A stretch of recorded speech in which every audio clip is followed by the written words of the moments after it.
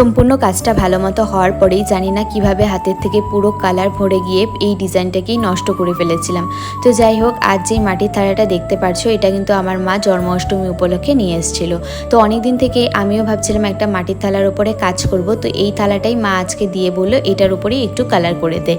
সেই কারণে কিন্তু নিয়ে বসেও পড়েছিলাম। ফার্স্টেই কিন্তু বেস কালারটা আমি হোয়াইট কালারে করে নিয়ে তারপর কিন্তু রেড কালার দিয়ে পুরো কলকা ডিজাইনটা কমপ্লিট করেছিলাম। আর মা এটাও বলে দিয়েছিল যাতে আমি পুরো কাজটা হোয়াইট দিয়ে না করে একটু কালারফুলের মধ্যে করি। ওই কারণের জন্যই কিন্তু থালাটার ডিজাইন আমি একটু কালারফুলের মধ্যেই রেখেছিলাম।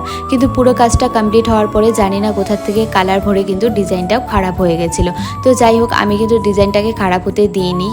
তারপর কিন্তু আমি কিছুটা রেড কালার নিয়ে এখানে যেই জায়গাটার মধ্যে আমার ভুল হয়েছিল সেখানে কিন্তু আমি হাত দিয়েই কালারটা বসিয়েছিলাম। এই হলো থালার ফাইনাল লুক। তো তোমরা কিন্তু অবশ্যই জানিও এরপরে ভুল হওয়া জায়গাটাকে আর বোঝা যাচ্ছে কিনা।